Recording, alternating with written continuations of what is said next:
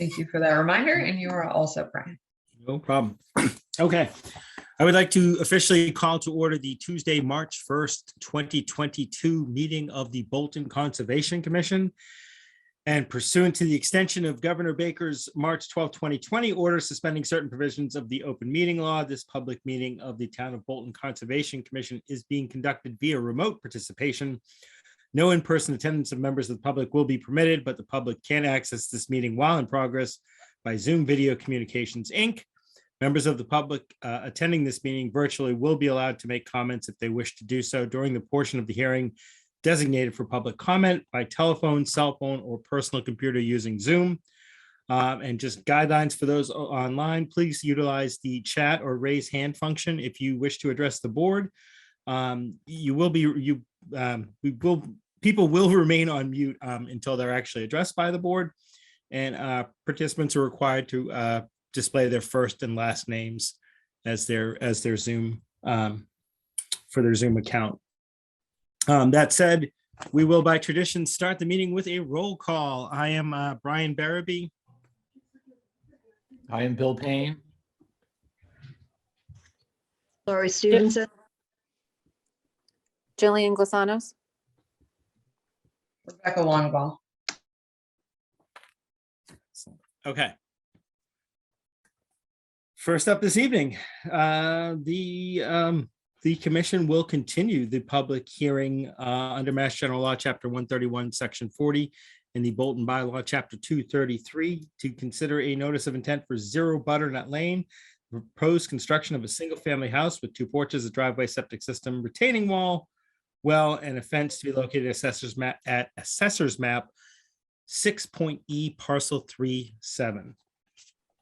All right. Since our initial public meeting, we did conduct a site visit on this location. And I was curious if members of the commission have any initial questions, comments, or thoughts.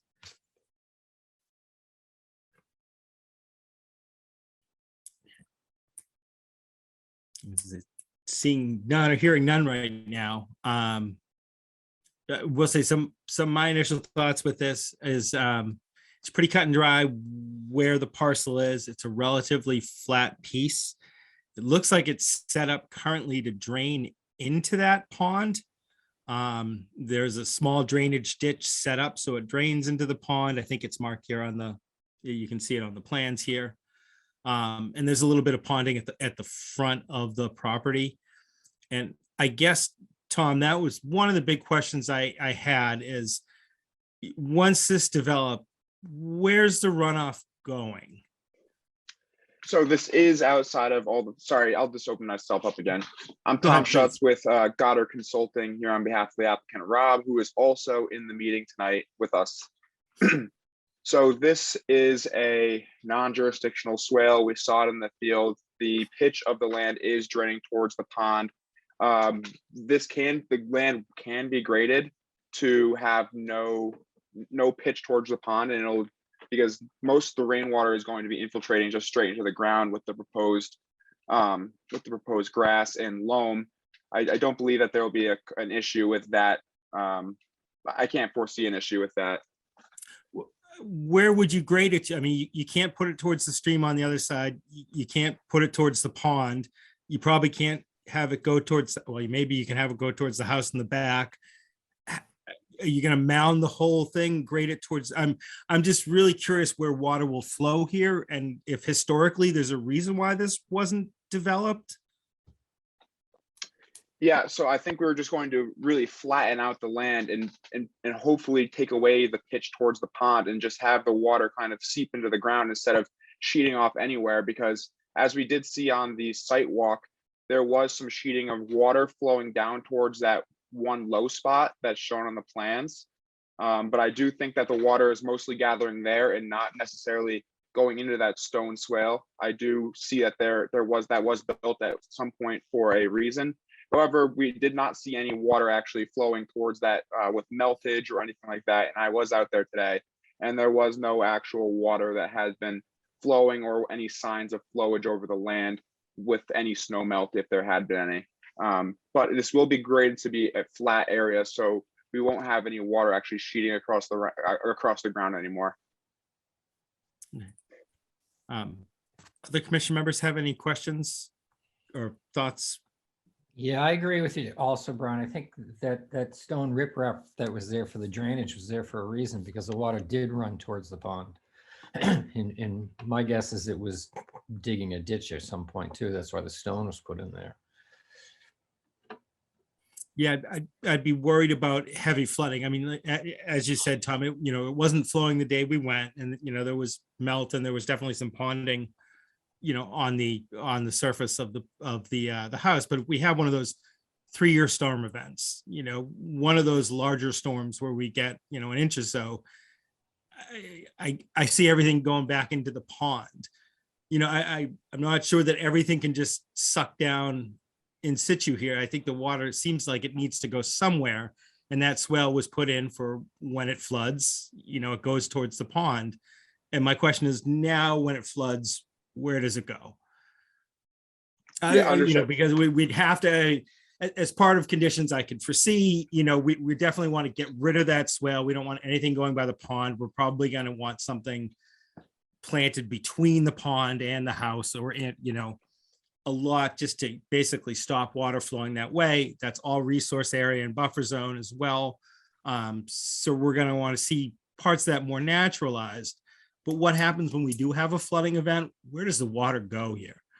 Well, this is outside of any flood zone. So we're looking at a major storm event that's actually going to have any water in this. The only flood zone is located to the northeast of the property, more towards the actual river and perennial stream itself. So, I mean, that would be the area where I would be the most worried, and that is probably 150 feet from where we're actually proposing the house here. So even with a larger storm event, we're not going to be seeing the massive amount of water actually flowing towards the pond. I hope that answers your question. I do agree that if we do remove the stone swale, that could promote water to actually move away from the pond itself and not necessarily flow towards that, and maybe instead flow towards that lower grade area that's currently on site. Right. It somewhat does. Like I said, that swale to the pond seems like it was put in for that reason. When you have heavy rains, when there is flooding, it drains everything into that pond, which it won't be able to do anymore. But clearly they had heavy rains and flooding in the past. Otherwise they wouldn't have had to put the swale in. It looks like it has been used, and it wasn't running now, but the bottom of it looks like it has been used to flow water in the past. Somebody did that to deal with flooding in the past. How are we going to deal with flooding in the future? And I'm not seeing anything in this plan that deals with flooding or a major storm event. Mm-hmm. So it could be a special condition from the commission to have the stone swale removed, and then maybe have some mitigation plantings, maybe not too many of them because it is a pretty small area that this swale is, and just maybe set up a couple plantings outside of the actual fence itself, because it does go directly through the fence outside of the property into what is a mowed grass area. So a couple of plantings here and there could serve as sort of a rain garden of sorts. Yeah. And that could maybe take some of the sediment or any of the fertilizer from the manure, or not the actual physical fertilizer, but Right. anything that's trapped as it runs over the ground. Those plants could potentially stop that from entering the pond if there still is a bit of a pitch there after the removal of the actual swale. But I guess I run into that same thing. So we stop the water from going to the pond. Where does the water go? Yeah, I mean, I'd be open to hear any suggestions from you or any of the rest of the commission on that, as this does seem to be, as far as I'm concerned, the major problem, or maybe a minor problem in this case. But do you have any condition, or do you have any thoughts on what we could do for that? I think you were hitting on a lot of them. We would probably want to see the swale removed, at least on the property line here, and the ground not pitched towards whatever's left of the swale on the other side. I would say mitigation plantings along that fence line or along the property line, towards the, I guess that would be what, western side or southwestern side where the pond is. Yep. The only thing is that this is a largely mowed around the pond, as we saw when we were on the Mhm. site walk. That is all mowed, so the plantings might be mowed down by the abutting neighbor if they come close to those. Because Well, that I around would the say all entire the pond would be. plantings would need to be on the property, need to be on this property, in which case, they're maintained by the owners of the property, and if they get mowed down, they gotta replant them and tell their neighbor not to mow their stuff anymore. Yeah, absolutely.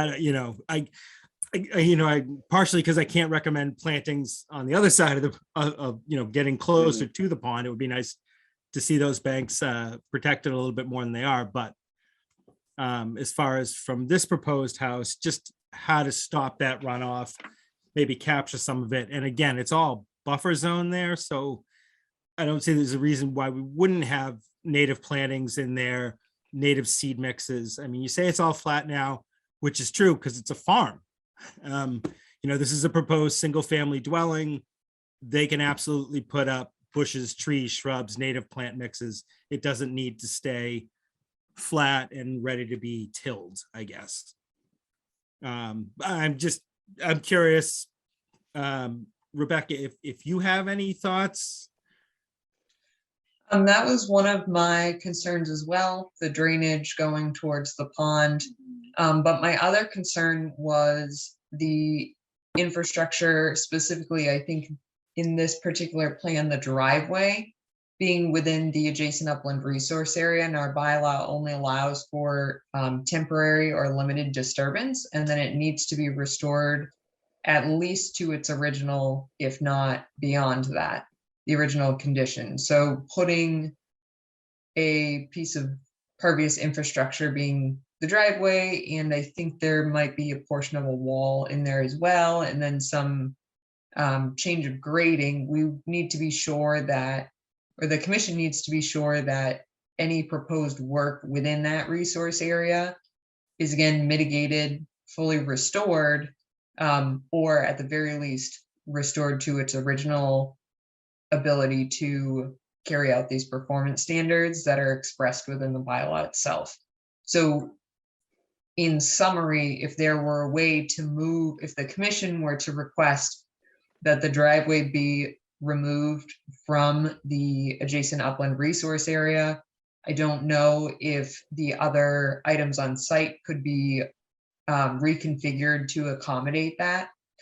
I understand that there are other departments that need setbacks from the septic and the well, et cetera, but the performance standards of the commission, that is what is required of them. So having the driveway going right through it, where there's nothing existing already in terms of that sort of infrastructure. Right now, you've already highlighted it was a paddock, but there's no driveway, there's no house, there's no septic or well currently. So the commission doesn't have the ability to say, well, you're maintaining or replacing something that's there that would allow for that driveway to be located within the adjacent upland resource area. I do agree with that, and the site itself is pretty small. So if we move the septic area anywhere else, we'd be in the adjacent upland resource area, or we've been within riverfront area. So I do think that the septic system itself is probably in the best placement. We also do have a well, which is over 100 feet away. If we move that to accommodate the septic system, we will be within riverfront area for the 100-foot buffer for that itself, and we'll be away from the water table itself to have that well there. The house can't be really shifted side to side as it would be getting too close to the edges of the property itself. And by shifting the driveway more over towards the septic, we'd be eliminating the grading for that, and that would impact the septic system itself. So I don't believe that we'd be able to put the driveway anywhere else. Maybe we could eliminate a section of the top of it, but I'm not sure that the driveway itself could be can be either taken or changed in shape, if the commission understands. And then if we didn't have a driveway, we wouldn't be able to access our house. We'd just be parking on the road. And as the commission saw, I mean, it's not a busy road by any means, but there's not really anywhere to park. So if we were eliminating the driveway, then we don't really have a place to park, and that could be a safety issue or a hazard for anybody else using the road. Is there a reason, I don't know if it didn't perk or not, anything like that, but is there a reason we couldn't switch the septic in the well? It seems like on this map, it seems like you'd have enough room for the septic if you put it where the well is. If you put the well in the front yard, then you can move the driveway way over. Right? I mean, the well is relatively easy to work around with the driveway. If we switch if we switch the well and septic location, would we then be able to move the driveway out of the resource area? So you're saying that having the septic go to the backyard, and so, sorry, one more. So having the proposed well in the front yard and the septic in the backyard, I'm not sure that could work, just because the well has certain other performance standards that I don't think will be met here if we move the well to the front yard. And then we'll also have the septic system getting relatively close to our 100-foot buffer zone, which I think would be even closer if we moved it to the backyard than where it's currently proposed right now. I think that right now we have the best setup to accommodate not only the commission, but also the homeowner and the applicant. I'm hearing some, I'm not sure, and I don't think, but usually we're tasked with exploring, did you look at, the first thing is avoiding the resource area altogether. And did you look at alternate plans and are able to cross them off? In other words, did you look at septic in the back, well in the front? That way you can move the driveway and are 100% sure that won't work and can tell me exactly why that won't work. I can understand you're looking at it at a high level, saying, I don't think this is going to work. I'm not sure. But because, as Rebecca said, this is a permanent alteration of resource area, we really got to hold to that standard. Like, no, you really got to run the numbers and check and make sure. So our I hate to put engineer it that way, but again, I think it looks to me, and again, I'm not an engineer, like, yeah, you can just reverse those. It looks like one would fit in the backyard, one would fit in the front yard. You can move the driveway. Yeah, our engineer has done the calculations for these, Okay. and this is what is, so I'm currently sending a text to our engineer. Our engineer has currently run the numbers for this, and this has put together this configuration for those for the least amount of altercation for the resource areas, and then also having the well have a buffer zone here. I'm not 100% sure. I'm not the engineer of this project. I'm not sure about these setbacks or for other committees within Bolton, but there is a reason that the engineer has set it up this way, and he has looked into those alternatives for this project.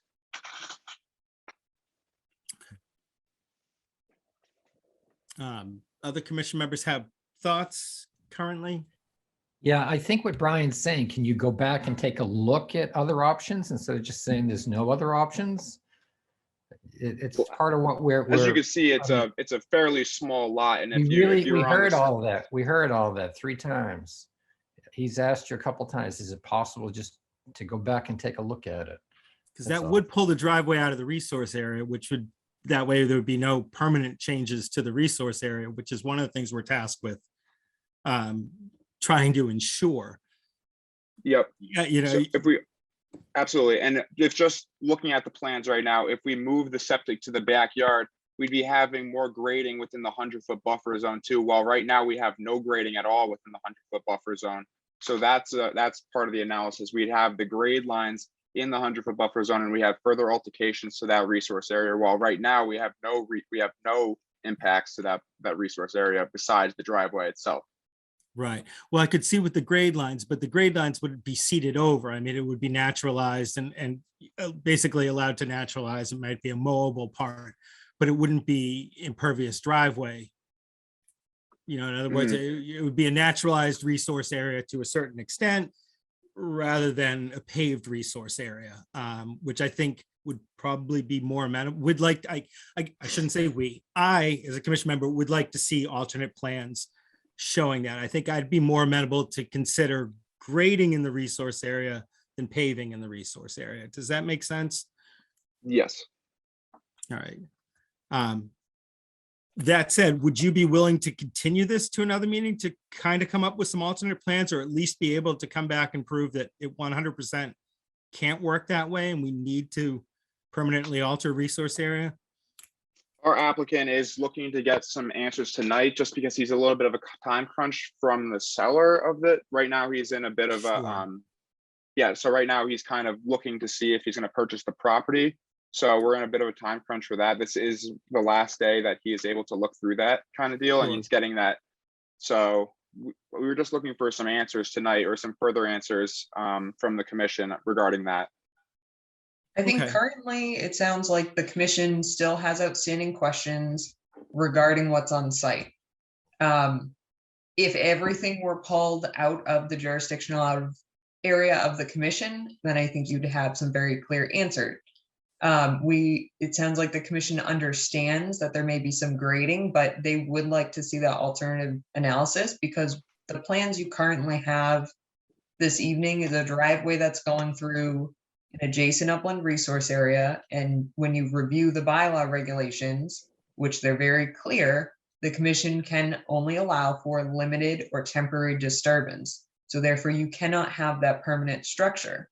The commission obviously weighs in on that, but in the bylaw itself, you need to be able to restore it to its original state, or you need to fully mitigate.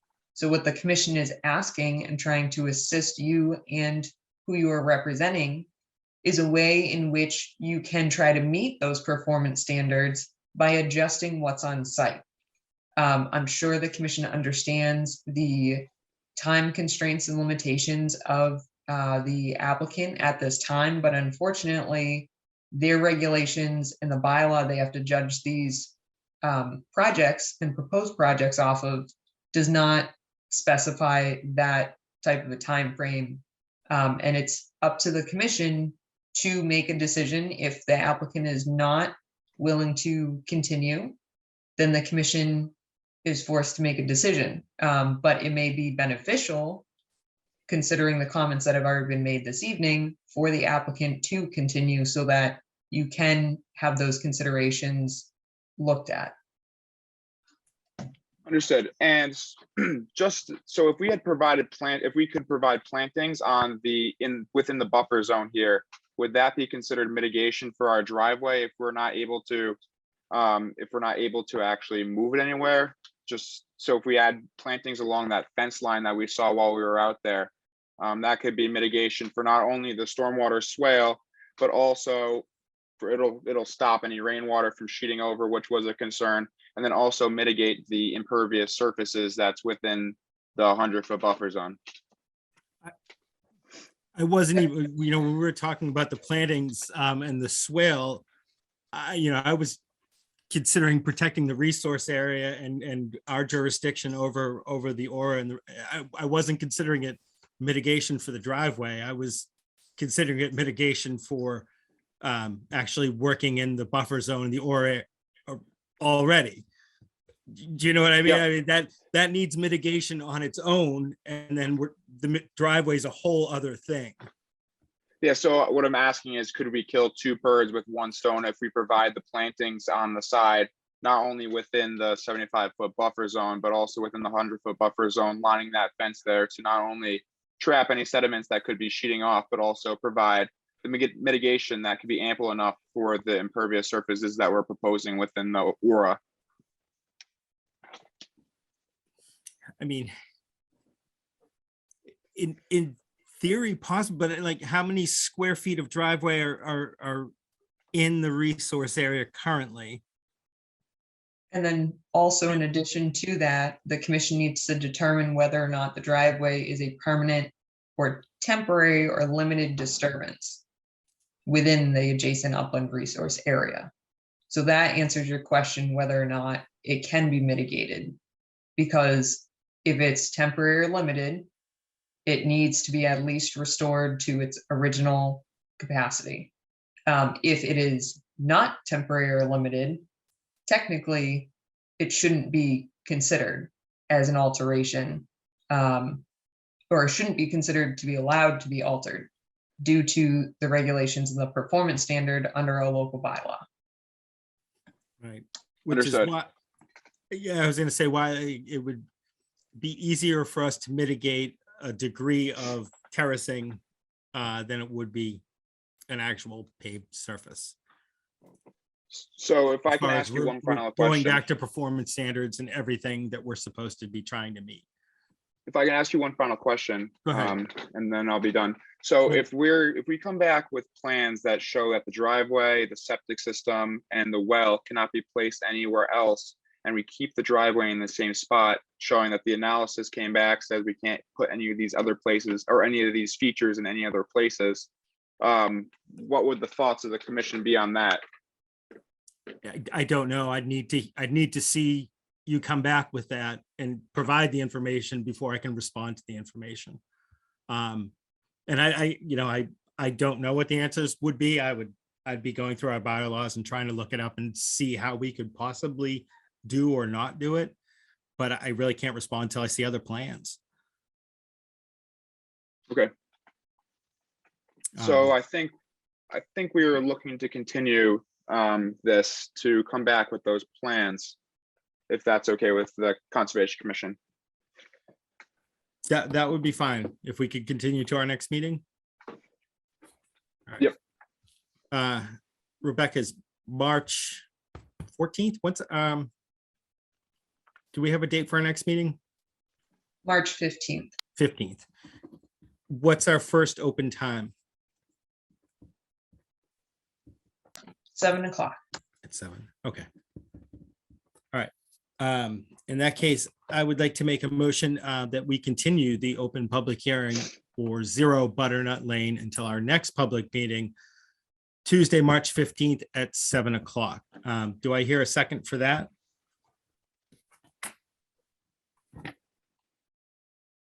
Second.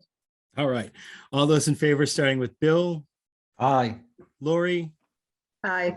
Jillian, Aye. and Rebecca, I am an I as well. Oh, and Emily Winter is with us as well. Yep, aye. Emily? Okay.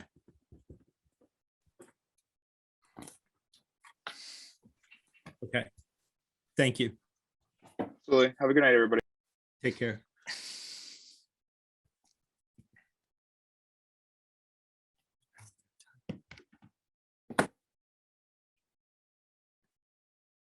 Okay.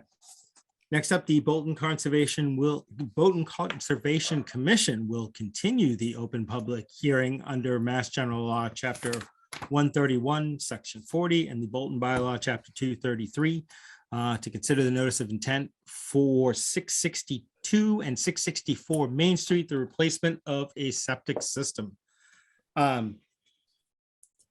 Excuse me, since last meeting, there was a site visit. I was not able to attend this site visit.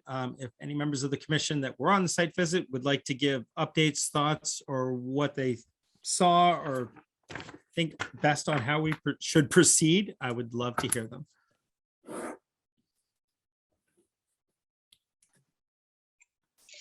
So myself and Bill were out on the site visit with Jack from Dillis and Roy Civil Design Group. And what we did was we looked at the backyard of these two properties.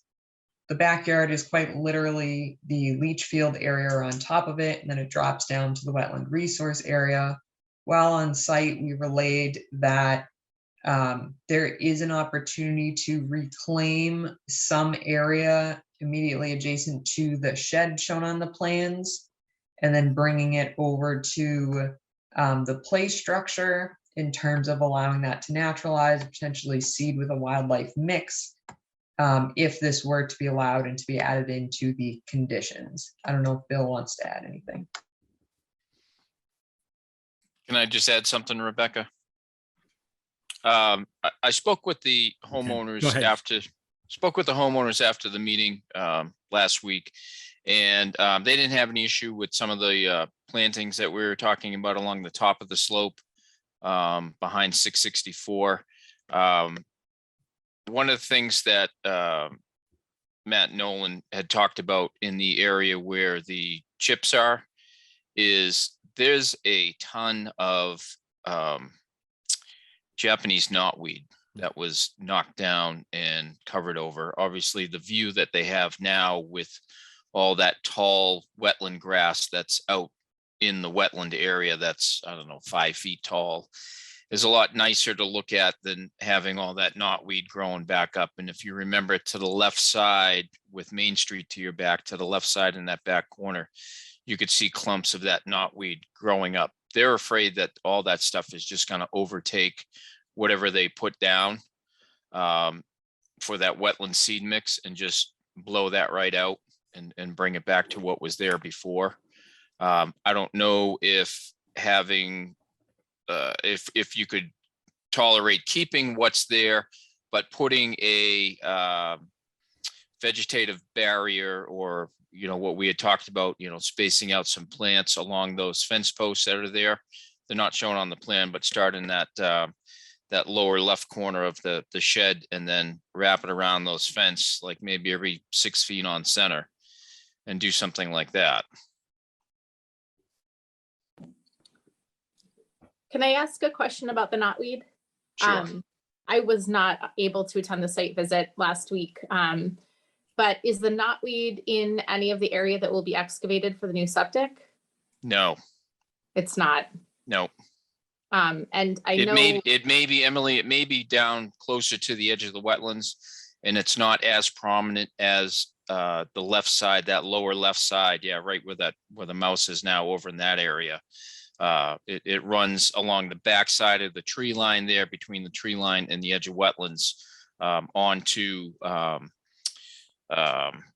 Bolton Bean Frank's property towards the parsonage property behind the fire pond that's there. So like I said, it was very prominent. There's little pockets of it as you go north along Main Street behind 664. But that whole area, from what I was told, was inundated with it. And they, you know, it's not a good looking plant, as everybody knows. It's very invasive. And their thought was that if they pull up what's there, it's just going to come right back and just blow out all that wetland seed mix. Yeah, pulling it out isn't going to work because rhizomes still get left in the soil. No, not so much pulling out the rhizomes, but pulling out they've got some of the landscape fabric down there underneath the wood chips that are there. So if they pull out the landscape matting, then, you know, that's just going to give it free rein to come right back. I don't think the landscape fabric is going to do anything to stop knotweed over time. It'll grow through, it'll go around and under anything. So I don't think that that's a good long-term solution anyway. But I'm kind of curious to the commission. I know what I've been trying to do to deal with knotweed over the past year, and I think somebody had suggested this to me, was mowing it. And if you can mow it for 3 consecutive years, it should finally, because it only gets its strength from the sunlight and the leaves. So if you never allow it to grow large enough and to get leaves, and you continuously just chop it down, it should eventually just die out. So I would ask the commission if we would be okay with some kind of mitigation like that. And then if it were successful, to allow that area to naturalize. But if we do just allow it to naturalize, that knotweed will take over. I don't know if anyone else has another suggestion, but I don't think that landscape fabric is going to stop the knotweed in the next year. And wood chips certainly aren't either.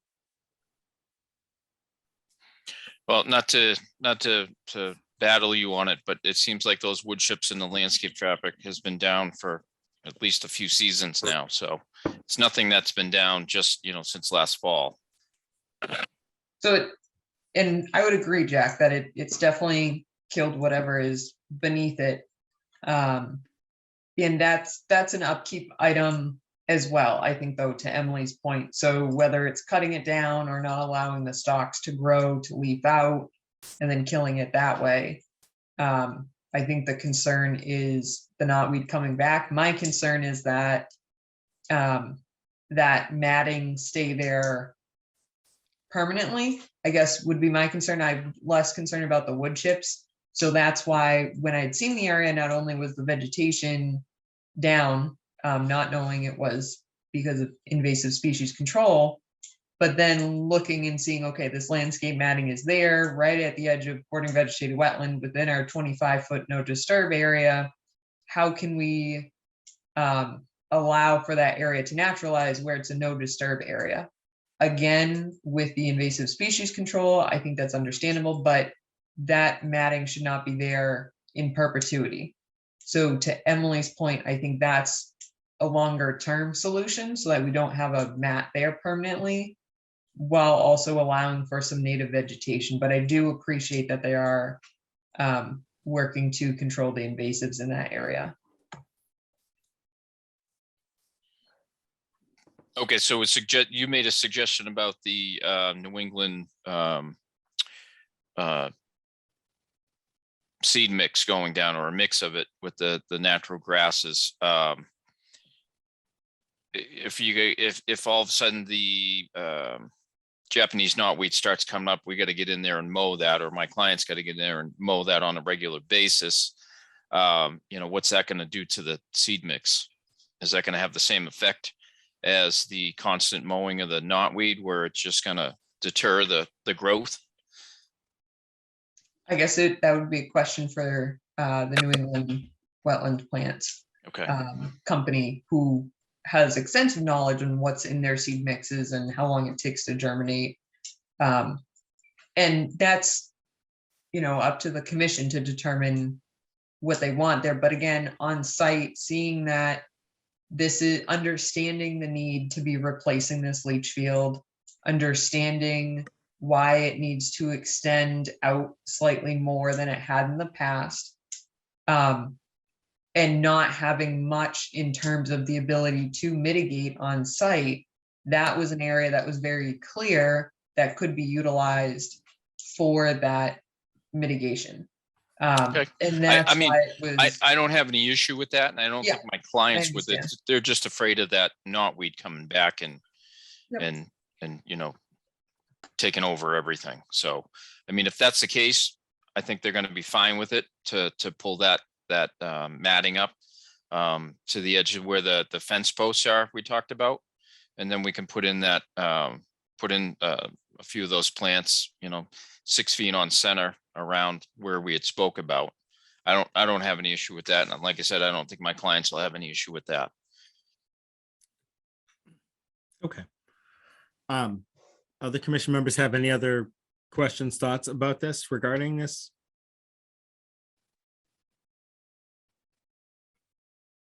Okay.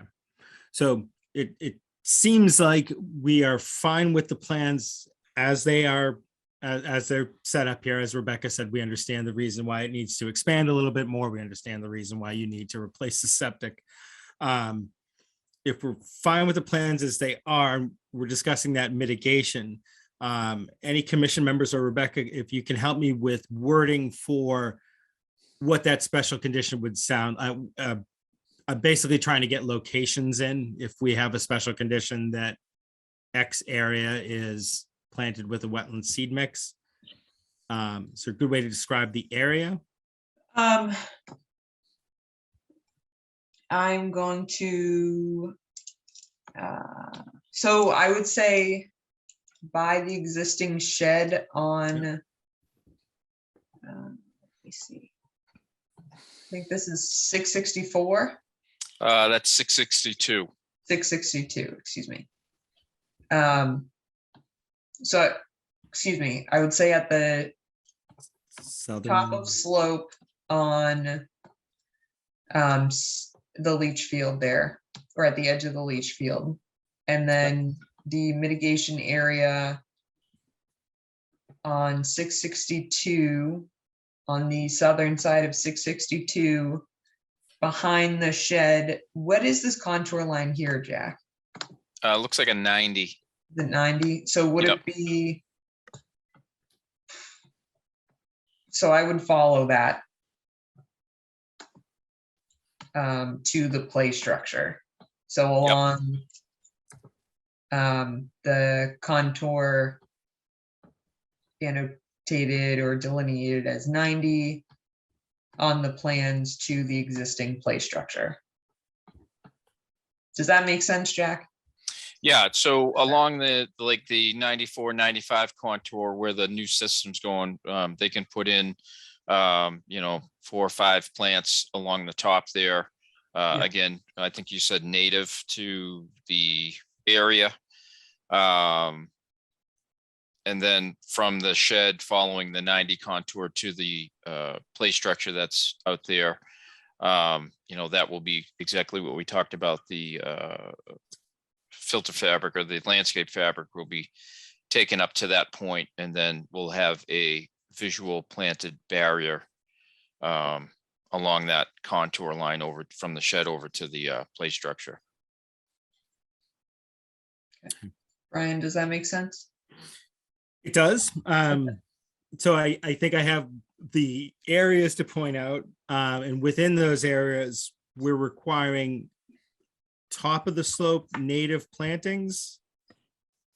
On Right. contour between contours 94 and 95, yes. Okay, And then I would not say top of the slope, but rather along the contour 90 between the shed and the existing play structure. yep, I have that part in, but I just was trying to figure out the between contours 94 and 95. Yep. On the slope. Proposed contours 94, 95. Yep. And what are we proposing there for plantings? Just some native plantings along there. I think, how many did you just throw out, Jack? I think I said 4 or 5 or 5 or 6 along there. Yep. And then also to conserve the trees at the toe of the slope, which I forgot Correct. to mention. Yep. All right, and then along contour line, proposed contour line 90, Existing, sorry. existing, sorry, contour line 90 from behind the shed on 662 to the play area. To be, that's for a native seed mixture or a wetland seed mixture. From the edge of the wetlands to that 90 contour, any of the landscape fabric will be pulled up and replaced with the wetlands seed mixture. And then we're going to put in a visual planting barrier with some sort of plants native to the area, similar to the ones that we're doing on the system, about 6 feet apart along that 90 contour. Okay. So we're removing the fabric, putting in a wetland seed mix, and also doing native plantings along that contour. Correct. All right. Everything we just discussed, does that sound correct to other commission members? Any commission members have anything to add to that? Want change from that? Okay, because I am going to try this, and I apologize. We might have to do this twice, but hopefully this will be fine. Any other comments, questions, or thoughts right now before I close the hearing? Right. Seeing none, I'd like to make a motion that we close the public hearing for the notice of intent for Assessors Map 2, Parcel 23, and Assessors Map 2, Parcel 24, 662 and 664 Main Street.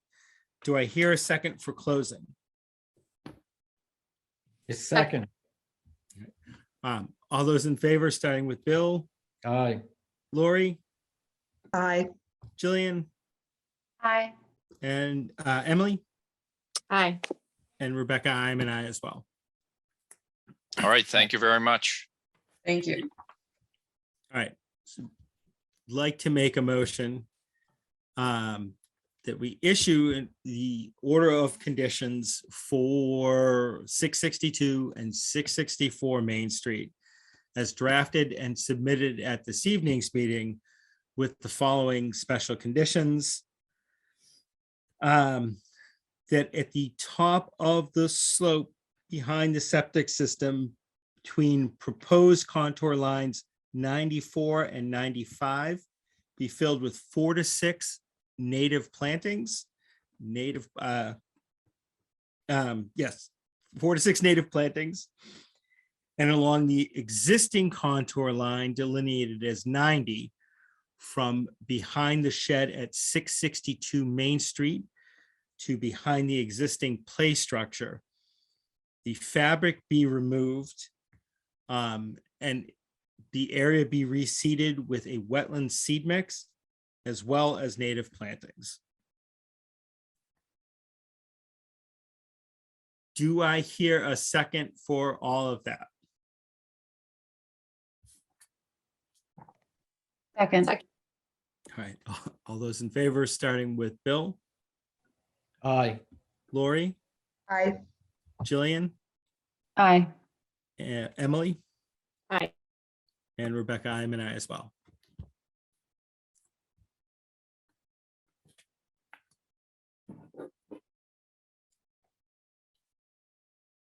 Okay.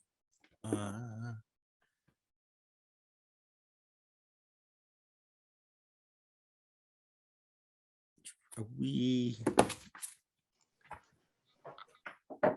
Sorry, Rebecca, are we on time to actually open this next one? I believe so. Right, we had, yeah, we had it at 7:30 and 7:35. All right.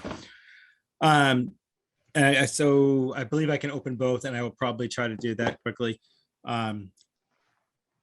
The Bolton Conservation Commission will now continue the public hearing under Mass General Law, Chapter 131, Section 40, and the Bolton Bylaw, Chapter 233, to consider the notice of intent for Lot 5 Meadow Road, a new single-family home and shared driveway.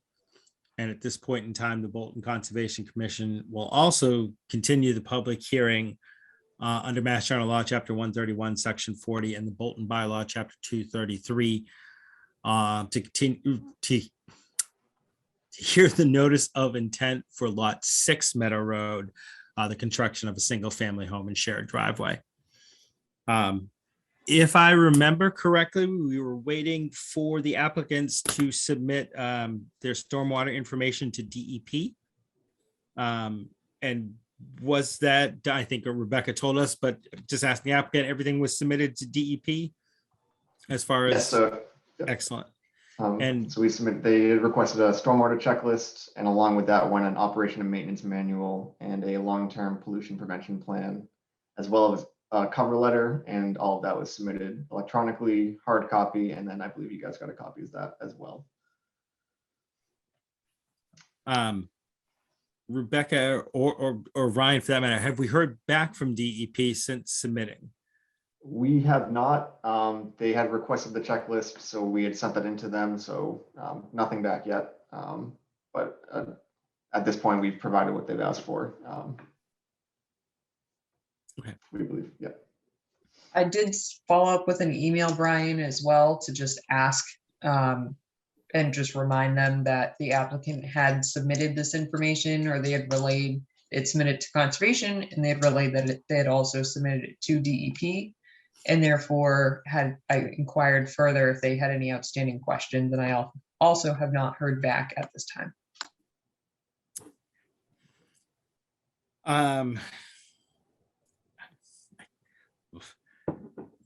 Yeah, I hate to say it, Ryan, but it kind of leaves us where we were last time. We were waiting for this information to go into DEP and for DEP to respond back to us, to let us, to give us their comments to see if they had any changes or major concerns. Having not heard from DEP yet, is it possible for us to continue this till our next meeting?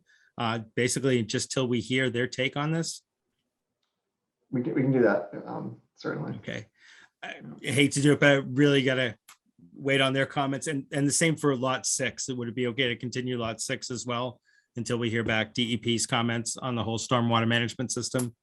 Sure. All right. All right. In that case, I'd like to make a motion that we, just double check my time. In that case, I'd like to make a motion that we continue the public hearing for Lot 5 Meadow Road until our next meeting, Tuesday, March 15th at 7:15 p.m. Do I hear a second for continuing that? Second. All right. All those in favor, starting with Bill, Aye. Lori, Aye. Jillian, Aye. Emily, Aye. and Rebecca, I am an I as well. And then I'd like to make a motion that we continue the public hearing for Lot 6 Meadow Road until our next public hearing, Tuesday, March 15th at 7:20 PM. Do I hear a second for continuing that? Second. All right, all those in favor, starting with Bill, Aye. Lori, Aye. Jillian, Aye. Emily, Aye. and Rebecca, I am an aye as well. Thank you. Wonderful, thank you. And if I hear back, I will forward that to the applicant and the commission. Excellent.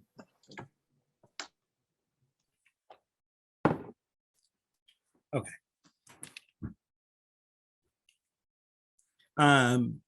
Okay. Next up, we have Century Mill Road. I think people are familiar with this NOI. Hopefully, we closed this last meeting so that we could kind of get our so we could kind of what am I trying to say? Our draft our findings. Rebecca, I know people had asked people to submit comments. She sent around a possible draft findings. Did people receive the draft findings and have a chance to look through it at all? All right, excellent. Rebecca, it's probably best we go through each section. We can do that. Okay.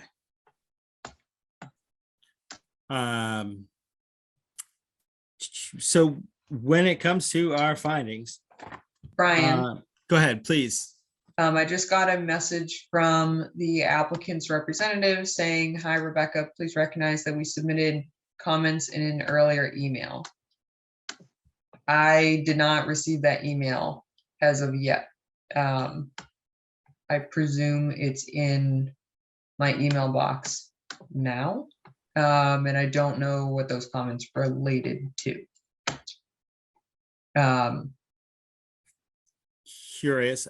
Well, the applicant asked us to close at last hearing, which means once we close, we can't take any more information from them or any other public comment.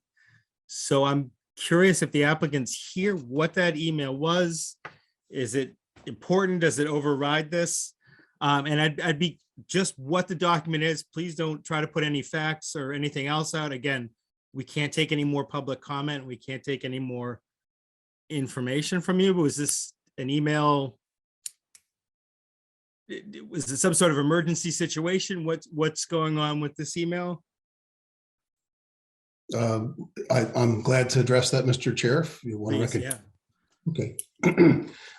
Okay. Because we're counsel, we're not offering testimony. We're not offering evidence.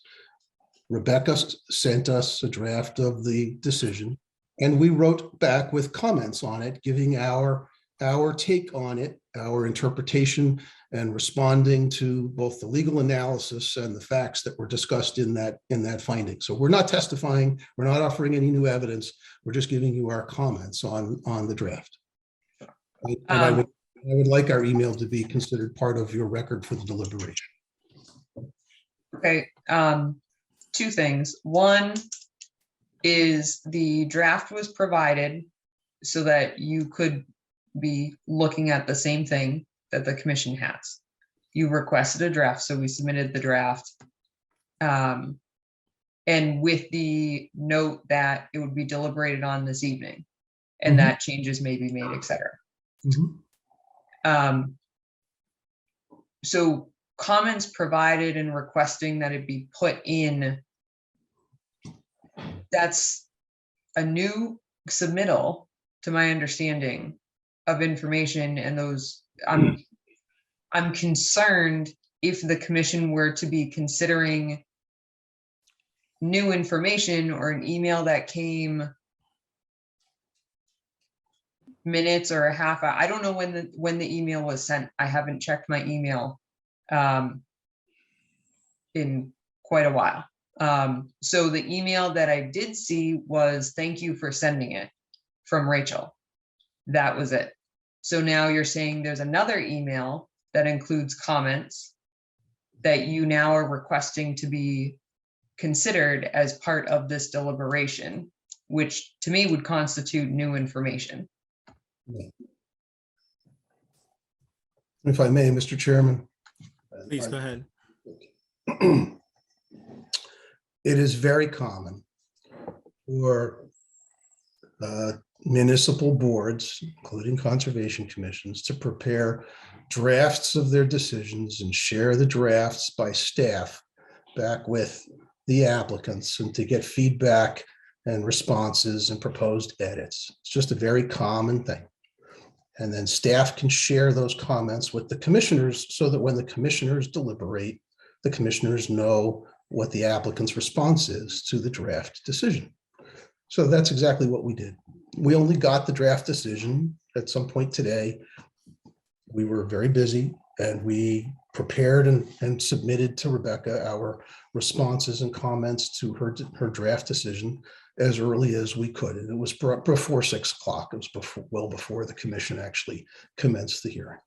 So that's all. We're just asking that the commissioners be able to see the comments that we submitted, or I can, respond here orally if it's the chair's pleasure.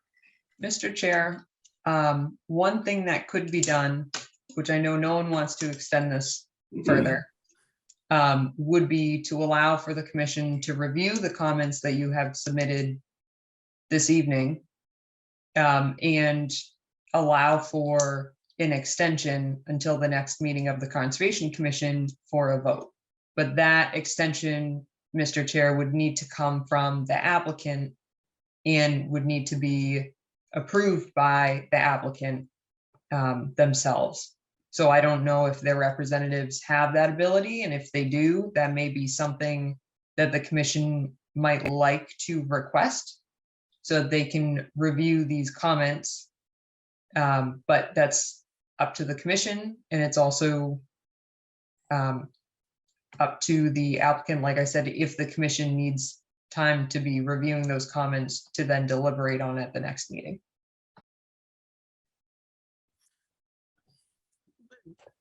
I mean, I would be fine with that. I don't know if the applicants would be. But before we ask that question, it's difficult. We can't read through the email now and go through it now. As we go through the draft orally, is it uncommon or not allowed for the applicant to then make comments, like, again, just to let Mr. Watsky just orally explain what his comments were, or questions, comments, responses as we work through the draft? Or is it usually just commission members will work through the draft because everything's been closed and members of the public aren't allowed to comment anymore, so applicants can't comment anymore? I'm not sure how that works. So it is typical that the commission deliberate after the public hearing has been closed to then issue a decision all in one meeting, as was requested at the last meeting. Now, if the chair is, and the commission is amendable to allow for the comments from Mr.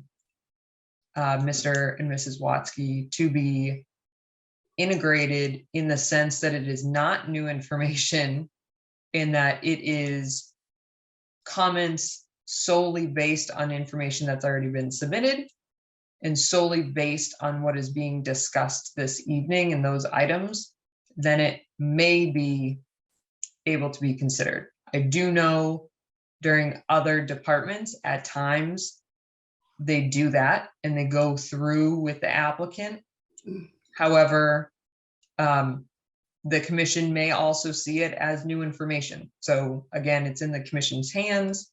It's also in the commission's hands to, like I said, be requesting that there be an extension based on the submittal of information.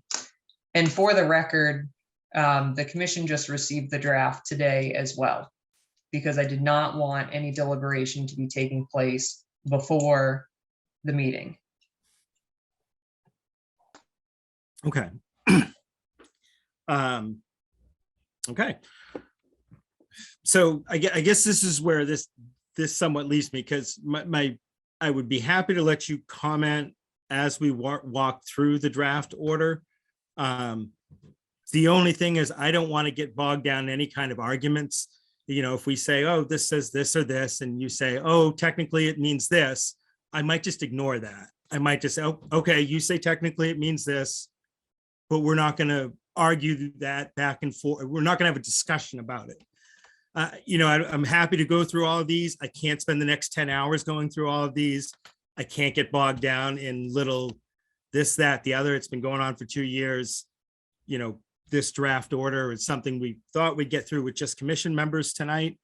I'm happy to have you weigh in on things, but I don't know how much weight I would put on it. And I hate to be rude, but if you made a comment, I would say, okay, that's nice. Appreciate your comment. Commission members, what do you think about this one? Should we do X or Y? Next. And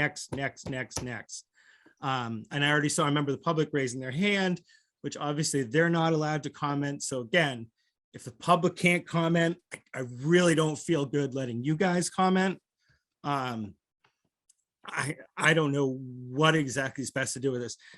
The best thing would be if we could do an extension. I don't know if you're amenable to an extension. We should just ask that now. Would you want to extend this for a week so that we could read your comments and try to incorporate them or try to deal with them better? Is it something you'd be amenable to? If you're asking me, would I agree to give you an extension of the 21 days for issuance of the order so that you can review my comments and you take this up? Is it in 1 week or in 2 weeks? It would be 2 weeks. Yeah, it'd be the 14th, 15th. I'd say yes. I'd grant that extension and have you go ahead and continue this, have the opportunity to review my comments, and then you can discuss it at the next meeting. All right. I'm going to just poll the other commission members. Would all of you be fine with that as well? Are you understanding this will give us a chance to read their response to what was already drafted? Might help us get a better draft, or at least answer some more questions. I'm curious to see what's in the email personally, but or what some of the responses were. But would commission members be fine with that if we were to grant an extension? I would prefer that over having an open dialogue tonight. And I've read through both documents and I didn't see everything in these documents has been discussed ad nauseum for 2 years. So I would prefer to read the response from the applicant and consider that and discuss it, incorporate it into the documents for our next meeting, as opposed to reopening every single item on here and having a conversation about it with the applicant, which we have already done. Okay. All right. So go That's ahead, the Rebecca. other aspect of this as well, is there's 2 years of information that's been submitted, discussed during public hearings, along with continuances. I understand the commission's interest and concern. And again, if that's the way the commission would like to address this, granted that the applicant has said they're comfortable with an extension, I will stand by the commission, but I also am curious as to what comments could be incorporated where that aren't just, unless they are just grammatical, or for instance, a square footage was maybe incorporated incorrectly and maybe a number's off. If it's more than that, I'm concerned that that would be considered new information. Oh, shit. And that why it has not already been considered, or if it has been already considered in the draft documents and what the commission would be discussing this evening, if they were not to be encouraging the extension that the applicant is amendable to. I just want to note that as well. I'm not stating that to confuse anyone, but rather I do just want to be very clear. Mr. Chairman, Go ahead, please. you can decide whether you want to proceed tonight or continue. Our comments are not merely typographical. We've provided comments on the interpretation of the bylaw and your standards, and we're disagreeing with the interpretation that's set forth in the written documents. Okay. I'm at a loss to a certain extent. I could see both. Because Rebecca, you do make a good point. If it is new information, It's nothing new. yeah, that we shouldn't. So if it's nothing new, and again, I'm at somewhat of a loss here. I just want to poll commission members. If I can go through one at a time and ask you each what you would prefer. Would you prefer that we go through it tonight and finish it off? Would you prefer that we extend it another, well, whatever, 2 weeks so that we can read through what was submitted today, incorporate, not see how that changes thoughts, feelings as we go through it in 2 weeks. And I'm happy to go with whatever the majority of the commission prefers. So that said, I always go with our roll call order. So Bill Payne, would you prefer an extension or prefer to go through tonight? I can go along with an extension, Brian. Okay. Lori Stevenson, would you prefer to go through tonight or would you prefer an extension? I can go with the extension. I haven't been available for most of this, so I'm going to lean towards what other commission members go for. I'll go either way. Okay. Jillian Glassinus. Amenable to an extension. All right. And Emily? I am also amenable to an extension. Okay. All right, Rebecca. That said, how would we proceed? What do we need to say tonight to make sure that we, that we're completing what we need to complete in time, that this extension is a legal and viable extension? Mhm. So I know I the can't just continue.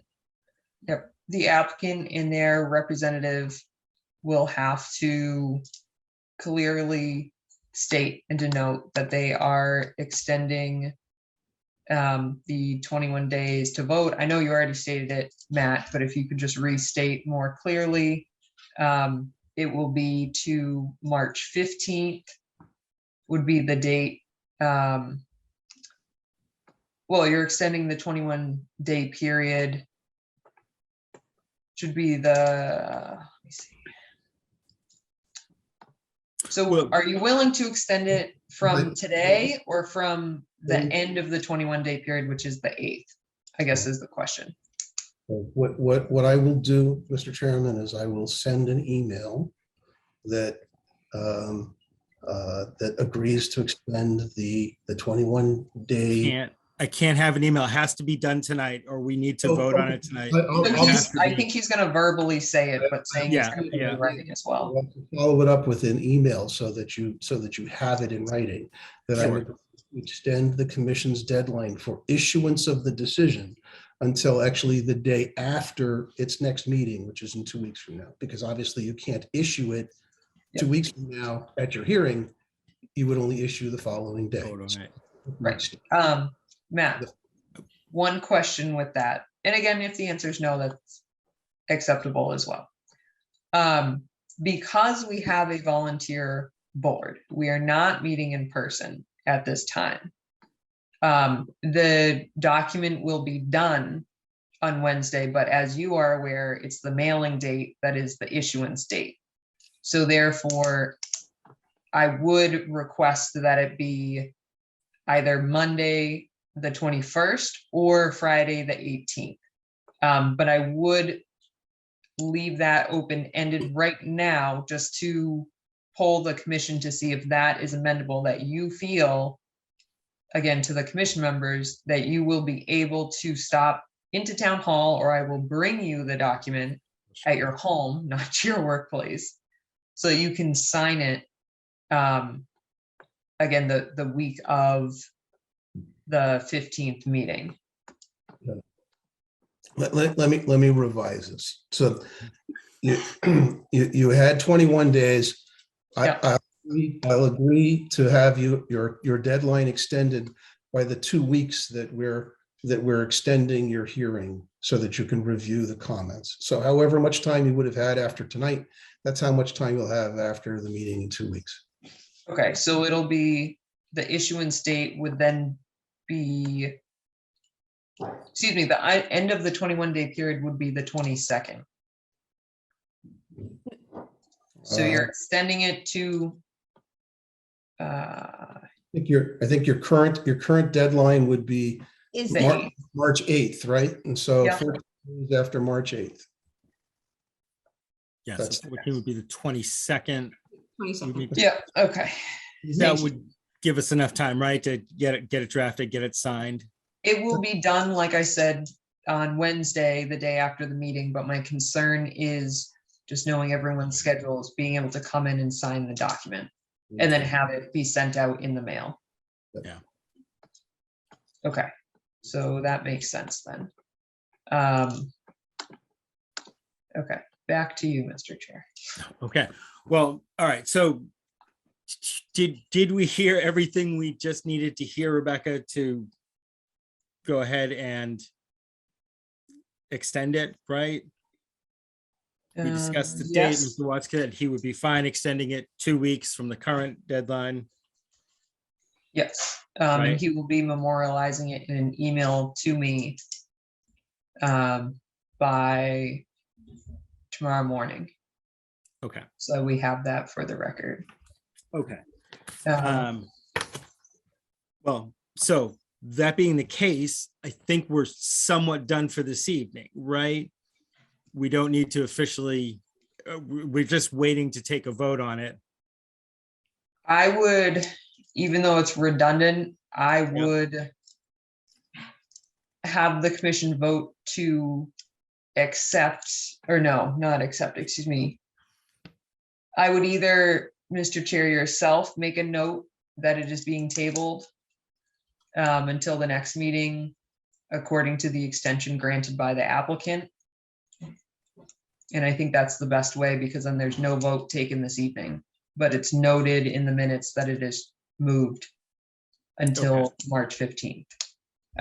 So you can just state, like I said, that the vote for the issuance of the decision for Century Mill, the project located at Century Mill Road, 1120693, will be tabled until the March 15th meeting at the authorization of the applicant's representative here this evening. Does that make sense to everyone? It does. Okay. So I would like to officially note that we will table the vote for Century Mill Road, 1120693, until our next public hearing on March 15th, per the request of the applicant. That's fine. Thank you. Right. All right. Does that cover everything, Rebecca?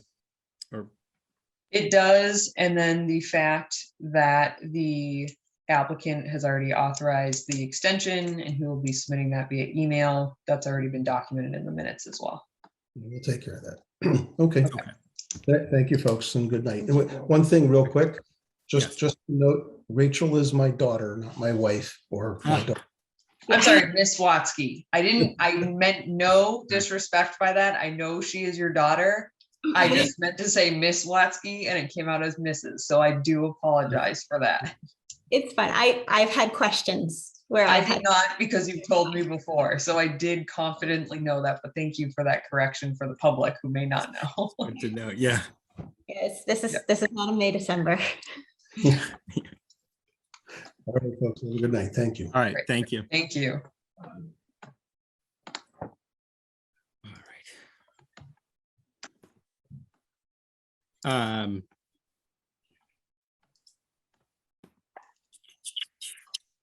We had one note, we did have a question from an abutter, so there was no public comment at this time. The public hearing was closed, as you've heard at the last meeting, and now this meeting.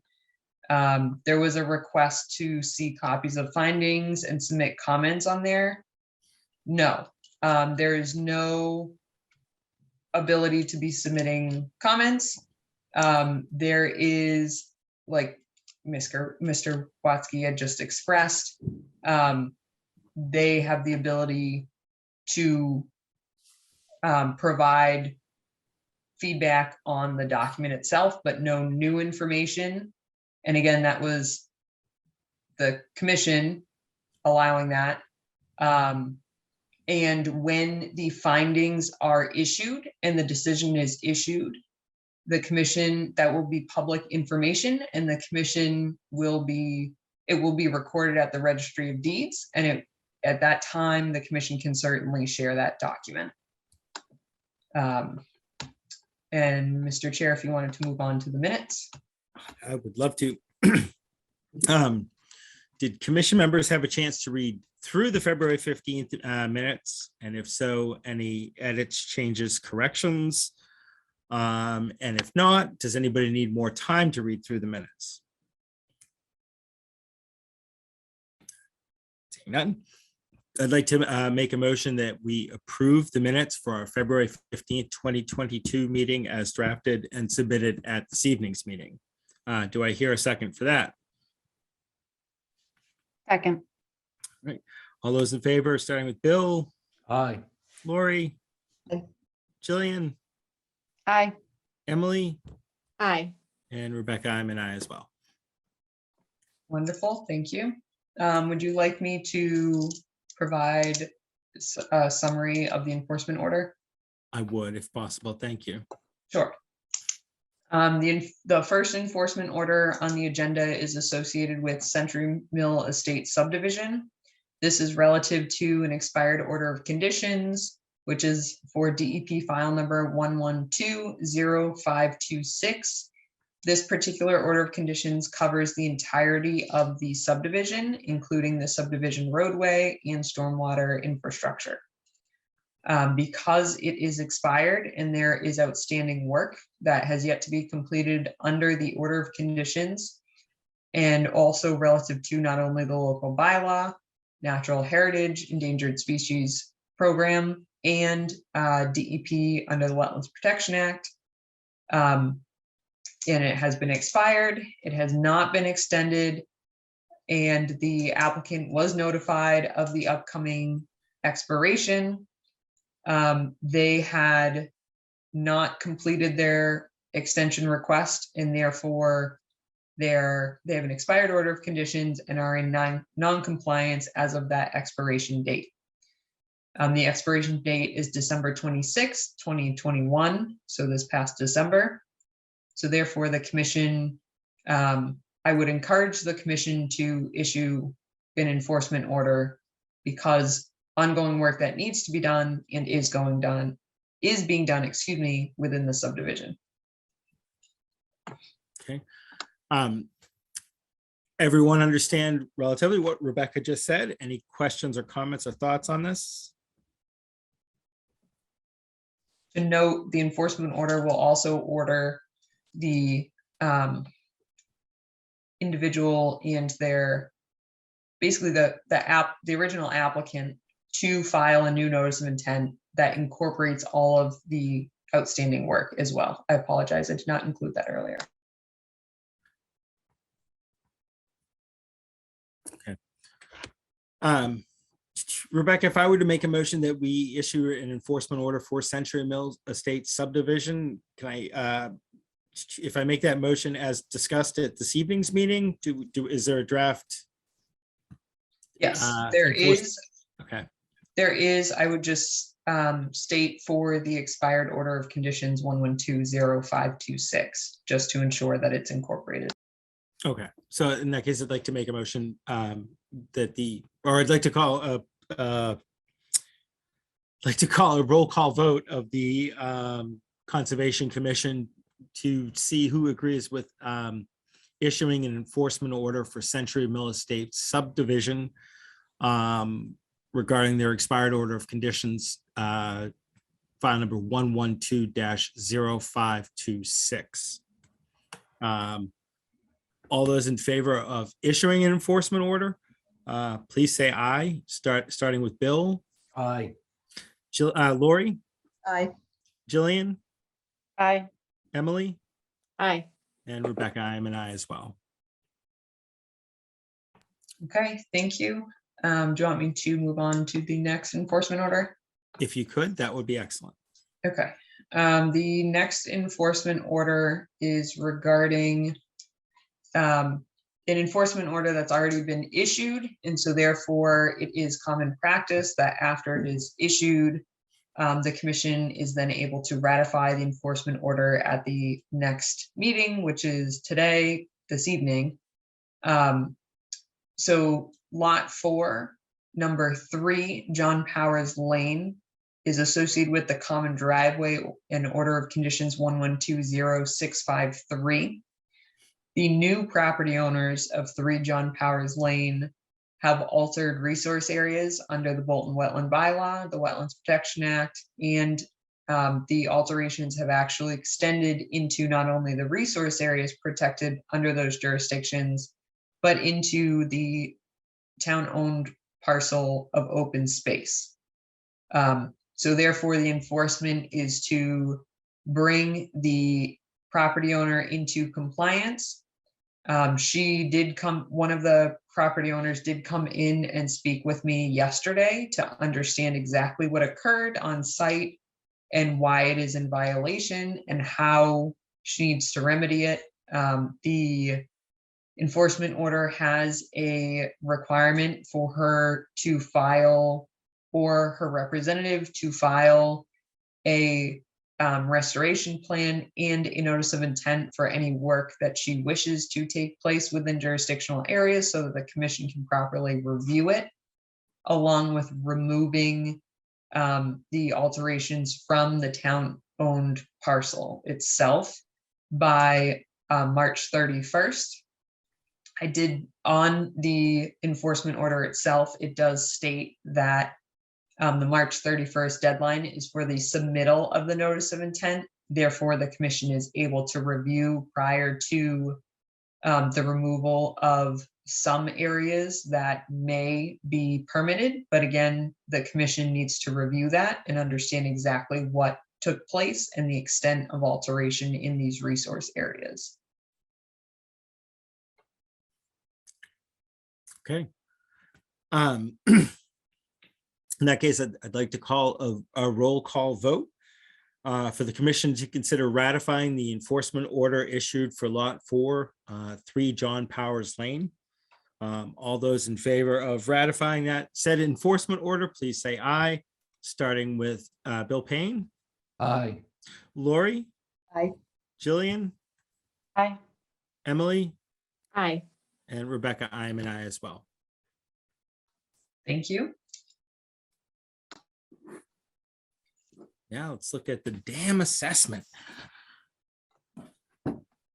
So the dam assessment I will bring up. So I noticed, is there a question from members of the public? There is a hand raised, so neither of those were public hearing items, but Mr. Chair, if you would like to entertain comments from the public, you are certainly able to do so at your own discretion. Yeah, I'd be curious to hear what these individuals have to say. If you could unmute them, Rebecca. Oh, there you go. Hi, is it Mr. Nesbitt, Ms. Chin? Is that? Yes, yes. And please let me know if this is not the appropriate forum for the question. I know there's a process for this. My wife and I are actually abutters of the open space parcel that was mentioned in the enforcement order that Rebecca was just describing. And we're also actually abutters of those individuals that are named in that order. My question, it's kind of a follow-on to some questions that Rebecca has been helping with. I've been looking through the bylaws to try to understand the process and the timeframes around the actual remediation. I saw timeframes around responses to violation notices and so on. And I saw that the bylaws mentioned that notice has to say what the deadlines for compliance are, but I couldn't actually find what the standard timeframes would be for coming into compliance. I know you just mentioned that there's a March 31st date for, I think you said submitting a notice of intent. That sounds a bit different from actually then having the work done to, to remove the alterations, the fence that extends into the open space parcel. So my question is, I was trying to understand, are there certain standard deadlines for actually removing the alteration, or is that determined as part of processing that notice of intent that gets submitted March 31st? I was to say, Rebecca, you can probably speak better to this than I can if you are willing and able to. Sure. As part of the enforcement process, as you've already read through our bylaw, there's obviously a notification process that takes place, which has taken place. As part of restoration, they are required to hire a wetland scientist and potentially other professionals to assist them with not only the removal, but also the restoration, which would be included in the notice of intent. The reason why, so it can occur before March 31st, or it can occur at the very latest March 31st. The reason why the March 31st date was chosen was because it is the Thursday prior to our first April meeting. And therefore, the deadline within the bylaw for submittal of information to be considered at the following meeting would be Thursday at noon prior, so that meets that deadline. So understanding the ability to be removing out there, we have snow on the ground, we have frost conditions. So not only weather, contractors, that's an agreeable amount of time. If the commission, for instance, was not feeling that that was agreeable and they were to change it, they are certainly able to do so, because it does note on the enforcement order that they have until March 31st for that work, specifically the notice of intent and the information to be submitted. But again, because of the current conditions that are out there, as I'm sure you are very well aware, I think that's a very reasonable timeframe. And if it were to happen sooner, that would be great, but I think unlikely, unfortunately, unless we have a nice thaw. That's very helpful. So the March 31st is really for assessing and filing that notice of intent. And then the time frame to then actually have the remediation done, that gets determined as part of the commission reviewing the notice of intent. So the notice of intent at that time would be reviewed, and then the restoration work would be completed at the agreeable deadline during that meeting. And that agreeable deadline gets set during that commission meeting. It can, yes. Otherwise, a notice of intent may, if the commission approves the notice of intent, which would include the restoration plan in this situation, that order of conditions that may be issued from that notice of intent is good for 3 years. Now, inside of that order of conditions, the commission is able to determine various deadlines and benchmarks that an applicant needs to meet along the way. But I assume it would not be typical to actually grant a deadline 3 years hence to have the work completed Not for for an some. enforcement order, no. Okay, just trying to get a sense for what sort of a typical time frame for remediation would be. So unfortunately, enforcement orders violations are not all equal. The sites are not equal, the alterations are not equal, and therefore there's no set, and that's why you don't see it in our bylaw. And what you do see is the enforcement process, and you don't see a required deadline for 30 days after you're notified or something to that nature, because each site is different. As I said, site conditions are different and the violations themselves are different.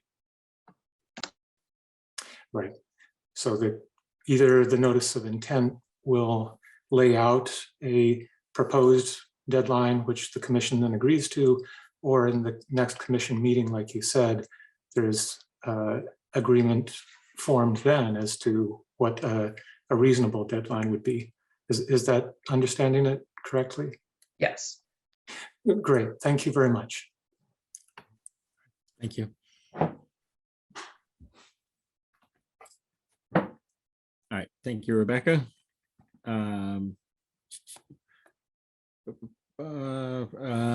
Okay, Bringing up. now the do you want to dam. talk about that dam assessment? God damn. Assessment. That is not it.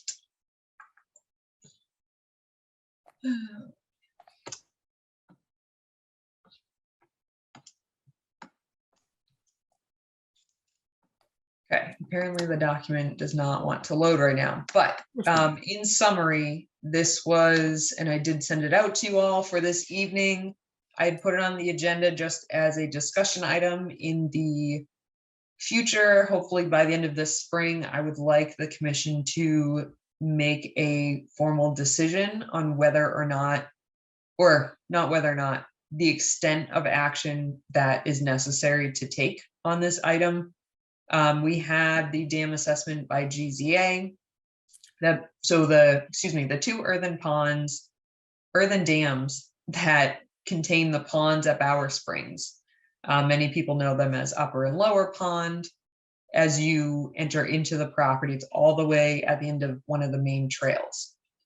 The problem that we have discovered is that there has obviously been some erosion that has taken place, both natural and caused by increased traffic and the large woody vegetation that's along the earthen dams that should not be present, because obviously it has implications to the structural integrity of the dam itself.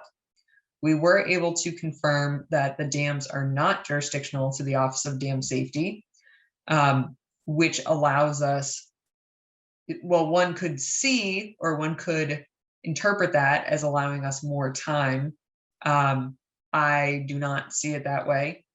So the immediate actions that would need to take place would be to have either a phased or do it all at once, is to remove the large woody vegetation off of the earthen dams themselves. That is to note, not all of the trees along the entire bank of the pond. That is only along the earthen dams, which does take up a long expanse of the pond area itself, or the bank itself. So it will require a notice of intent. In addition to that, it will require restoration. So it's not a proposal that we would remove the trees and not restore anything. And unfortunately, it is something that we will be needing to maintain, but once the woody vegetation is removed, the smaller woody vegetation can be mowed on a probably biannual basis to make sure that it does not get to a capacity that would impact the earthen dam further. Other options would be to close off different areas of the trail to allow it to revegetate from some of the impact, which is the higher traffic. However, I don't see that as a requirement unless it's solely during work, and I would not encourage us to be closing the trails for that. But something also to note is areas along the edges of the pond where people enter in is a concern as well, because as I'm sure many people have noticed, it is eroding more along the areas that people enter more frequently. So the area that's quote unquote known as the beach, or the area next to, there's some docking material there where some kayaks are put in during the summer, during the camp.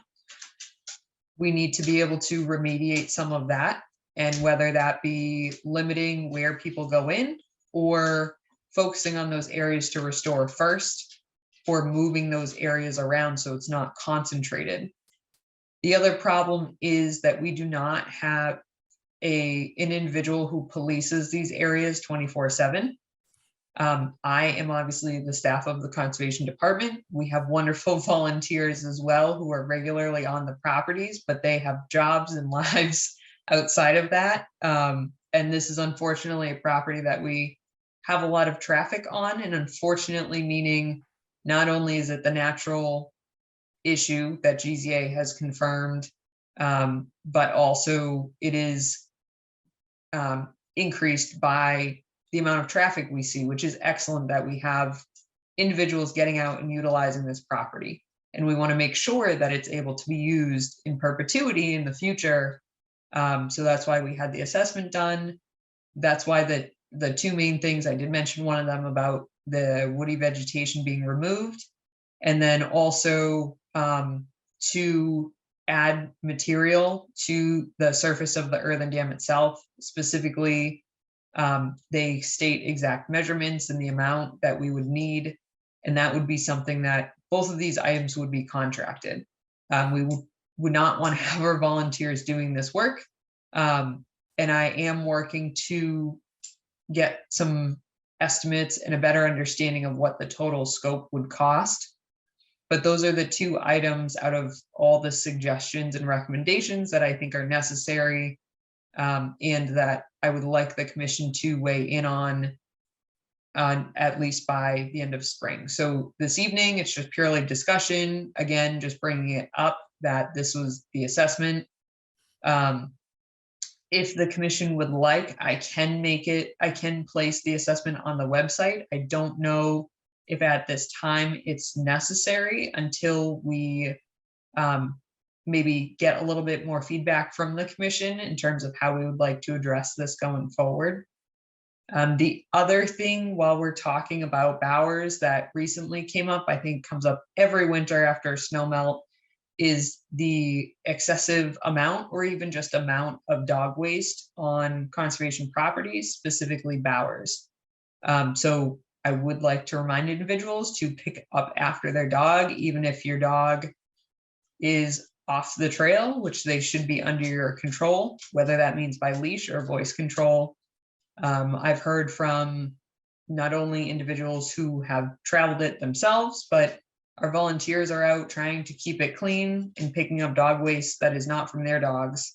And I appreciate their time, and I know the commission does as well. And I think their time can be much better spent and enjoyed doing other things, but we do appreciate their time picking up after other people, which they should not have to do.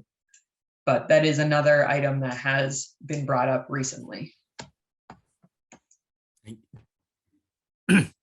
Well, thank you for letting us know, Rebecca. I am constantly on the lookout for how we can push that messaging. I'm not sure what else we can say and or do. I will continue to look into things, but yeah, whoever submitted that information, I completely understand it is a problem. It is a big problem, and I am not sure how we fix it yet. Regarding the work on the dam, I had a chance to read through it all. I do believe we probably should proceed forward with both of those, what they're proposing on the dam, but I want to give other commission members a chance to read through it. If we were to proceed with contracting work for the dam, right, would we then ask you, Rebecca, to submit an NOI or empower you to submit an NOI? Yep. Okay.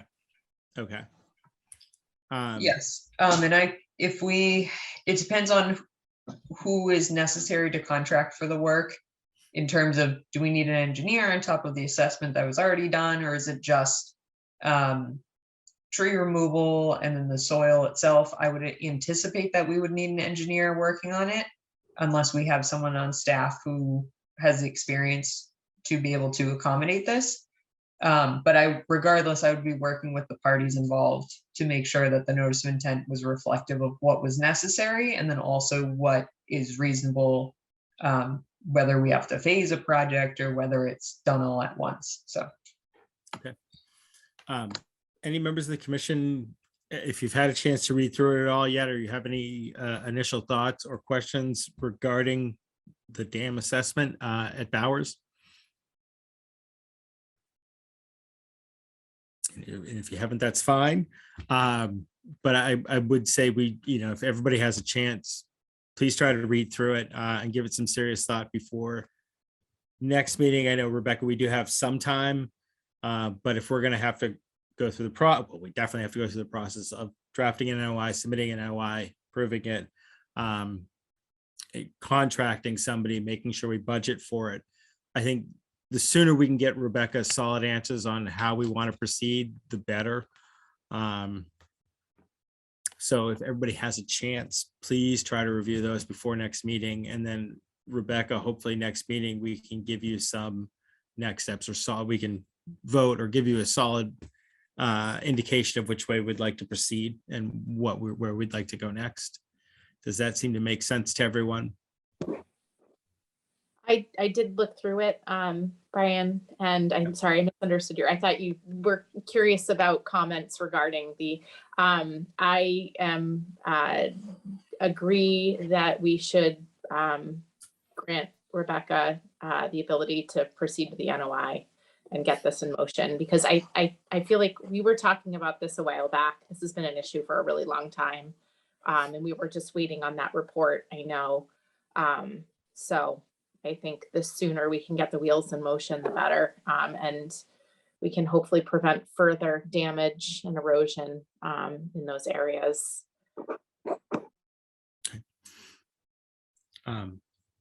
Anyone else with initial thoughts, comments? Any members of the public here this evening wish to comment on Bowers Springs? I know you haven't seen the assessments, but anybody want to comment? Okay, see no one. Okay, so if other commission members have a chance, please take a look through, and we'll probably vote to advance, or how we want to advance it, or what parts of it we want to advance at our next meeting, if that makes sense. Okay.